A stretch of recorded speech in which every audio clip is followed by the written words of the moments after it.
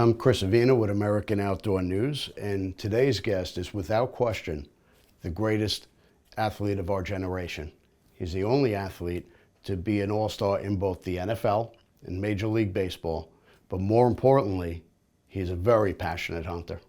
Will you please welcome Mr. Bo Jackson?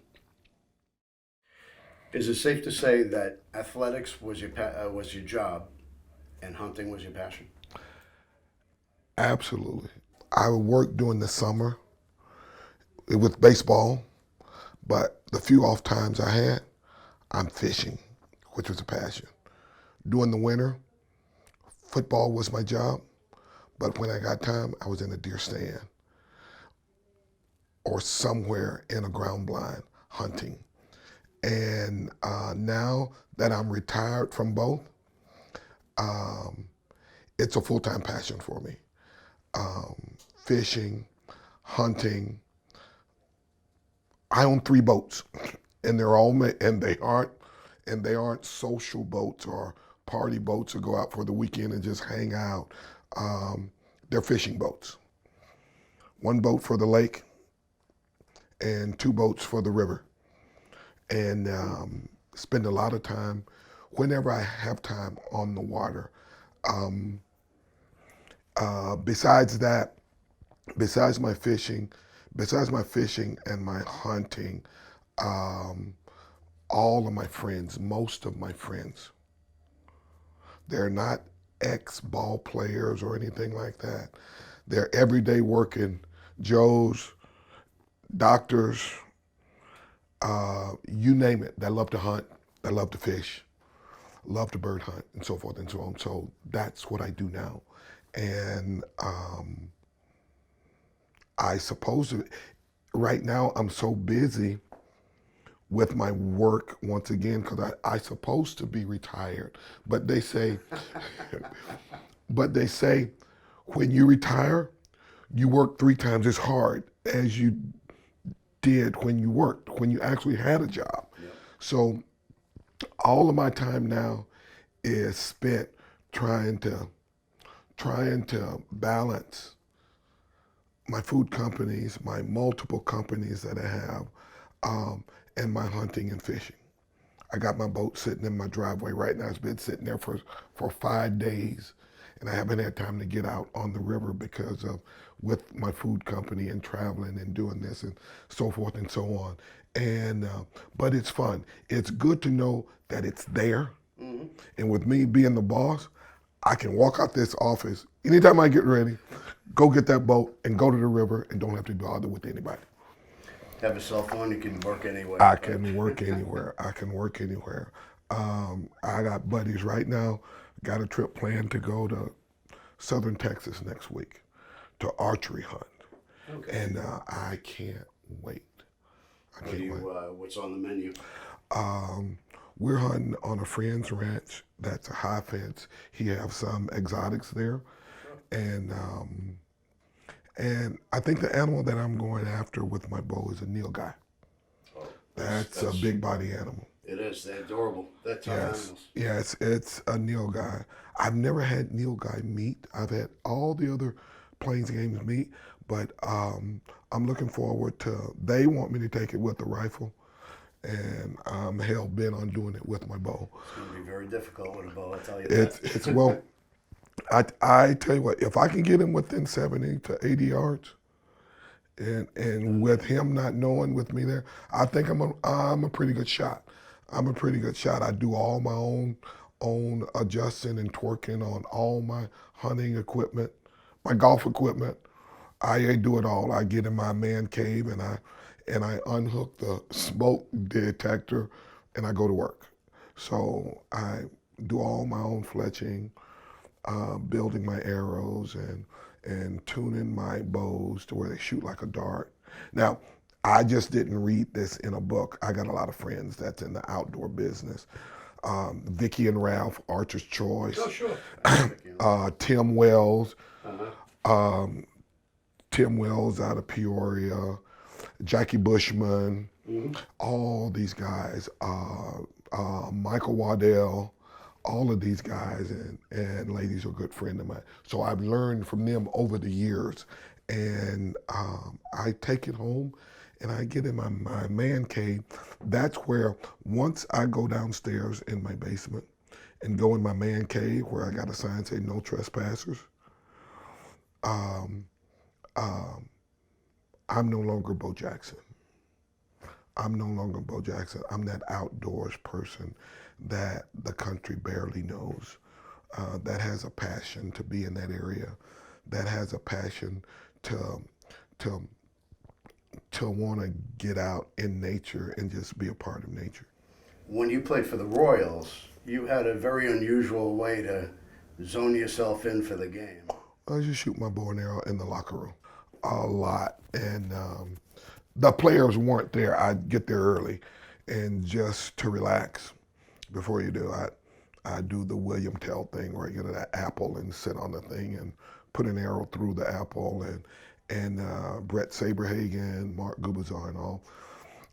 We would all get, and they would try to pull my bow back, and they couldn't pull it back because I had to sit at 90 pounds. Wow. And they couldn't pull it back at the time. But now with me being an old man and with the artificial shoulder, I'm only pulling about 60 pounds now, which is way more than enough if you're shooting the proper equipment, if you got it set up proper with a heavy enough arrow that can carry the kinetic energy behind it to get the penetration of a big size animal.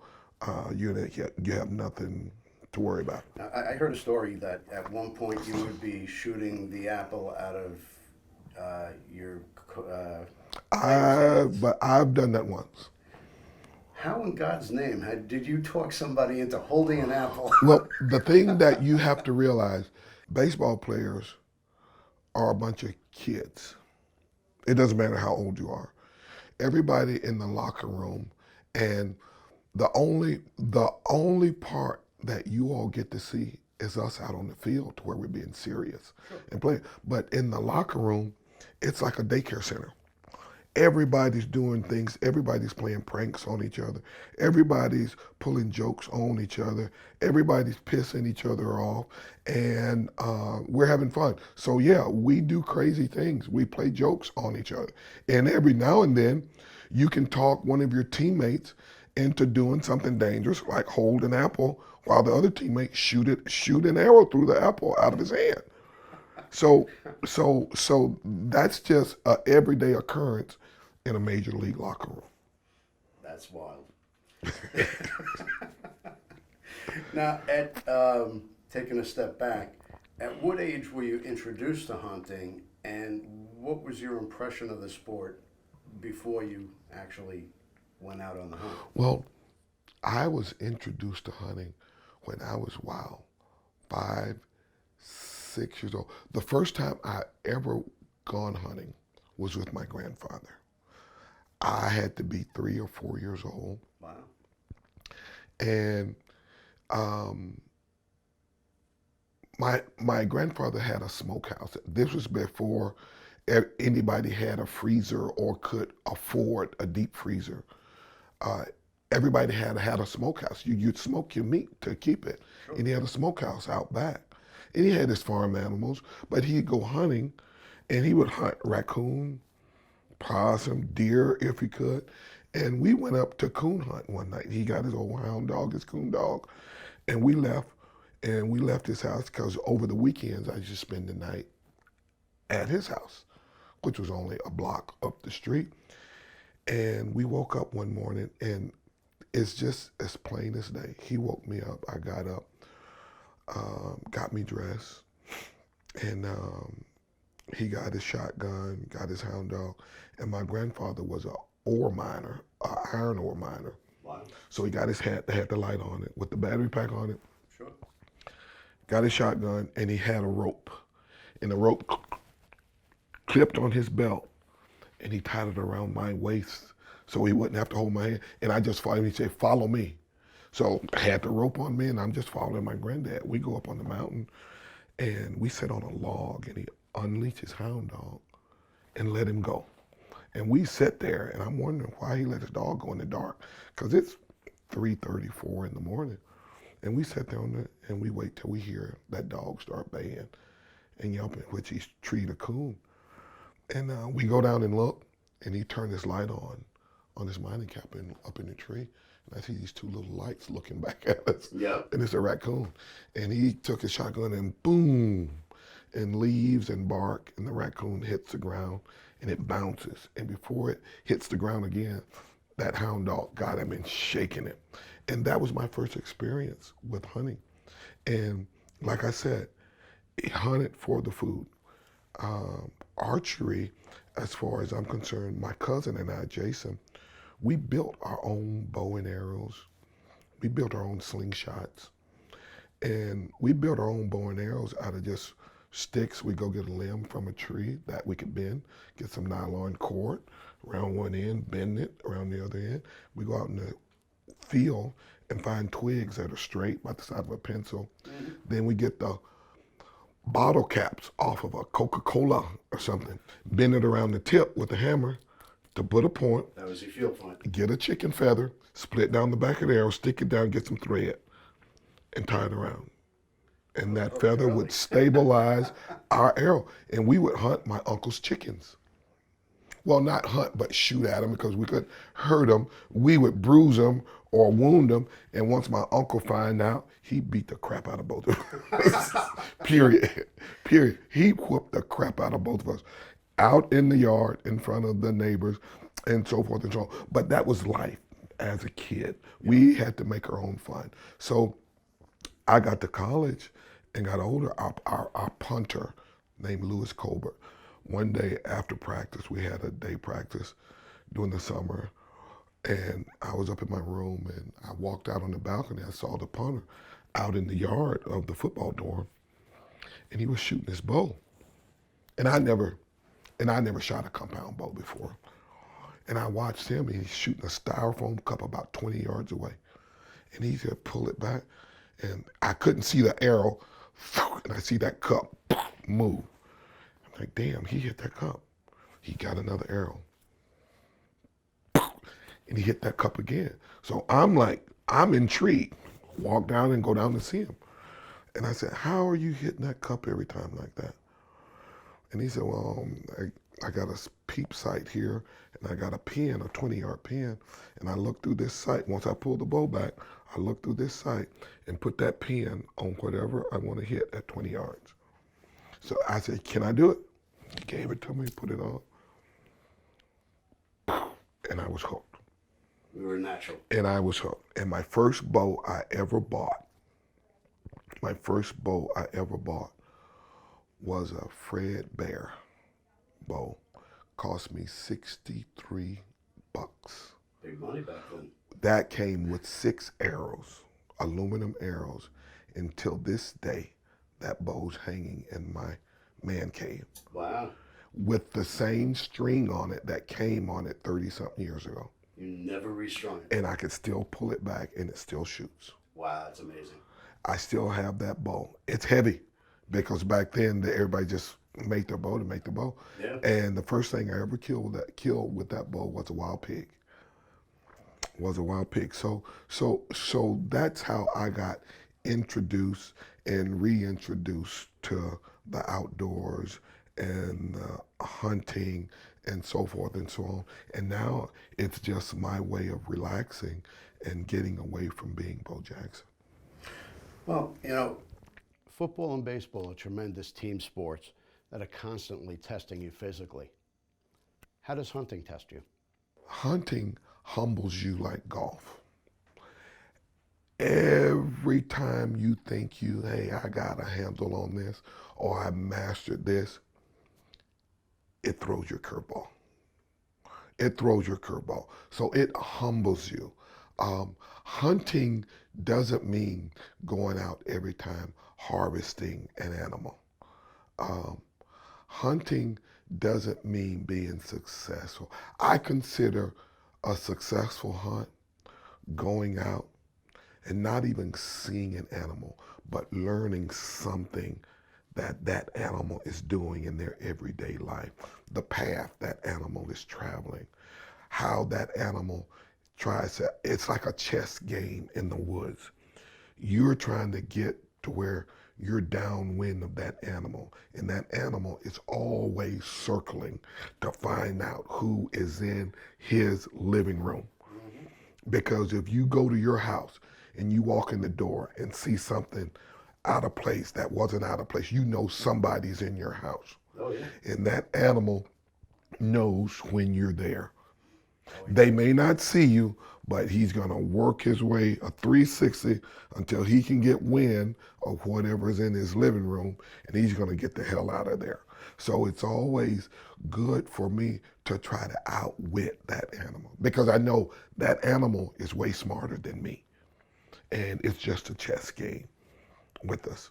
Being in this environment. So Absolutely. popping up a blind the day Absolutely. you're going to be hunting is like No. somebody coming in stealing your couch. Absolutely. Absolutely. Now, what was your most memorable? Wow. My most memorable hunt was the first time I went elk hunting. First time I ever went elk hunting. No, that was my first ever whitetail hunt. And I went on a buddy's place by the name of George Mann. He's like a pioneer of archery hunting in the state of Illinois. He held probably most of the archery records for biggest deer in the state of Illinois. He passed about 8, 9 years ago. I'd say 10 years ago. And he taught me a lot about archery and so forth and so on. And the first time I ever went hunting on his place, it was with the rifle though. And I didn't know anything about deer except if you want to take a deer, take one with horns. And he put me in a tree stand out in the woods, and he said they're gonna come around in this wheat field, and a deer came out, and he said if you harvest an animal, don't get out of your stand, just wait till I come back and get you. So I'm thinking, well, all right. About an hour and a half later, I harvested a deer, basket rack 8-point at the time, dropped him right there, and so I just sit there. And right after I harvest the deer, I get the shakes. I'm like, what the hell's wrong with me? I'm like, stop. What's wrong? And I just got the buck fever, as they call it. And I sat there. He didn't show up. An hour later, he didn't show up. It's getting dark. Still didn't show up. Now it's real dark. Still doesn't show up. And he showed up because it didn't get dark until it gets dark. With the time change, it gets dark around. I shot the deer around 4. At 6:30, it was you can't see your hand in front of you, and I'm waiting on him to come. Nobody comes. So I said, well, I'm gonna get down. I start climbing down the ladder, and I get to where my foot touches the ground, and I shoot back up the ladder. Now I got a rifle. I go back up there, sit in the stand. I'm like, what the hell is that? Not knowing he didn't tell me that deer snort at you, blow at you. So I sit there for 20 minutes. I start to go back down, get halfway down, and he blows at me again. So I'm thinking, is that a Bigfoot? What the hell is that? I chamber around because I don't know. Can't see anything. And about 20 minutes later, I see the lights coming through the woods, his truck. He comes down, pulled to the edge of the field, and he said, well, did you get one? And I'm like, where the heck have you been? I almost got attacked by something. I don't know what it is. And he said, why you say you almost got attacked? I said, because I told him the story, and he laughed his butt off. He said, that was just a deer blowing at you. There was other deer in the field. And so that had to be my most memorable hunt. And from that day on, I've just been an outdoorsman. So whenever I get whenever I get the opportunity, I'm outdoors.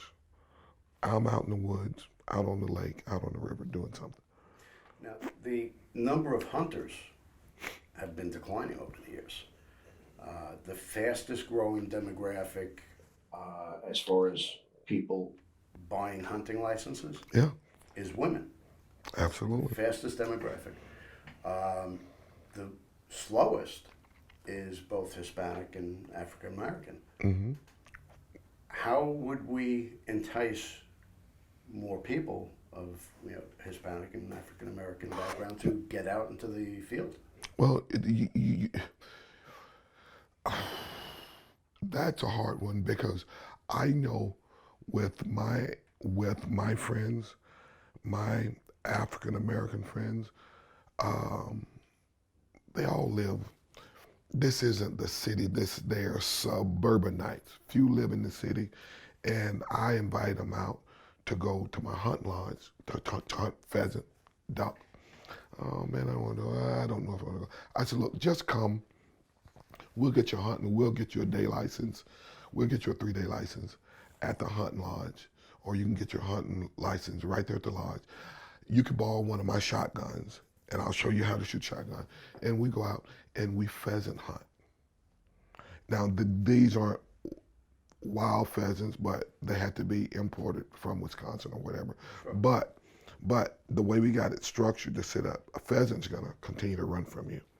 And our property at one of our lodges is surrounded by Girl Scout property, not right next door, but these pheasants are keep running. So we have little 2 feet fences at the end of the field. So we'll get 25, 30 yards from the edge of the field, and we know that there's some pheasant there. We'll send the dogs in and let them flush. And we have a day of hunting. And after that, my friends are like, hey, where can I go buy me a shotgun? It only takes one time. It only takes one time, and they're hunted, and they're hooked. And I try to do my part to educate people of color, people of my own race, and any race if they want to try it once. Because I know that if I hadn't have gotten interested, and if someone didn't teach me how to do it, I probably wouldn't be that person either. And now the thing about it is that they think, wow, I'm gonna go hunt. That's wild game, and so forth and so. And it probably tastes awful. Wild game is some of the health. It's probably the healthiest food that you can eat because number one, it's all natural. And it's very lean. But it's all natural. And I've had my friends to come over, and I cook pheasant from everything from pheasant to wild boar to venison tenderloins, rabbit stew, you name it, pheasant pot pie. And they're like, man, where did you get this? I said, out of my freezer. Man, how did it get in your freezer? I put it there after I harvested it last winter. They said, this is wild game? Yes. They said, wow, I can't believe it. And it's just the fact that if you have friends that are willing to allow you to educate them on the art of harvesting wild animals, if you have the capacity to have the patience to teach those who have never experienced it, then God bless you. Because number one, I can eat wild game every day. Yeah, me too. I can eat wild game every day. What's your favorite wild game recipe? Oh, that depends on the season. During the winter, I like to make a rabbit stew That sounds with with my signature buttermilk cornbread. But I could take all the rib meat and neck meat off of any deer and make stews with, make pot roasts, and so forth and so on. Grilling is very simple for me. It really doesn't matter. I like to take that pheasant and make pheasant with an orange sauce. Ooh. Make pheasant with the orange sauce with some scalloped potatoes So you're a and some gourmet as vegetables. well. I love to cook. Is there something you can't do? I can't play basketball. That's an indoor sport. I'm not an indoor person. I've never had the interest in playing basketball. That's about it. That's about it. But as far as wild game, cooking, in this little office here, last week I brought some of my bluefin tuna to the office, and just seared it on both sides. The way it's rare in the middle. Just slice it up, put it on a plate with some wasabi and some soy sauce, and just had bluefin tuna for lunch, That's nice. which is just outstanding. So so that's what I do.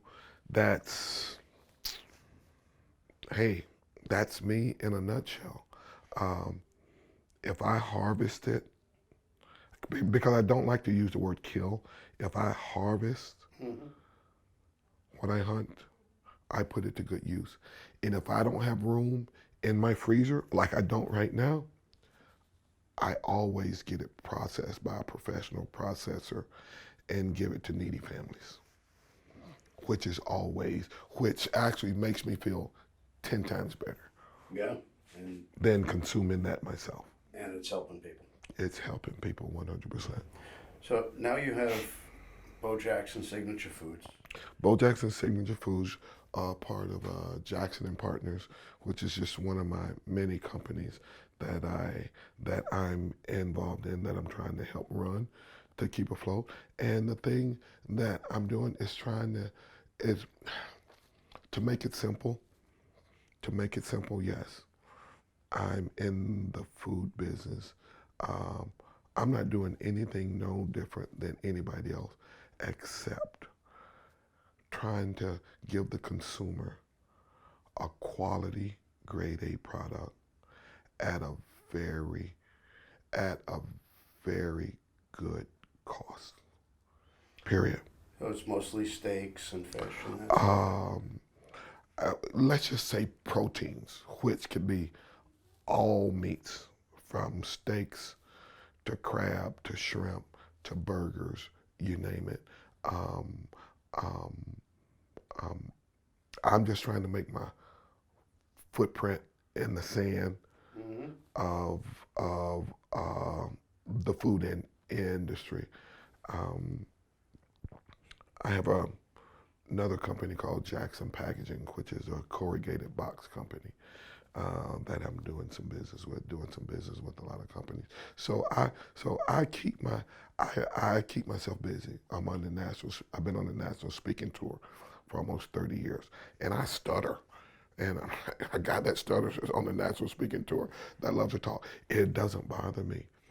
It doesn't bother me. It's just a fact of, if you can overcome your fears, anything's possible. That's a fact. Anything's possible. Do you see yourself getting into wild game meats with your company? Um, um, Probably not. Would love to, but with the FDA and everything, Very expensive process. very expensive process. Yes. Plus, if you're gonna get into it, you gotta be able. The big thing that the big box stores look at, and the people in the food industry look at, say, the one thing that they look at: can you keep up with the supply and demand? And with wild game, you gotta have an absorbent amount of product to keep up. Because if you got a good product, everybody's gonna want it. Yeah. And if you can't keep up with the supply and demand, you got one shot to succeed in this business. And if you don't, word gets around quick. Hey, he can't keep up with the supply and demand. Don't do business with him.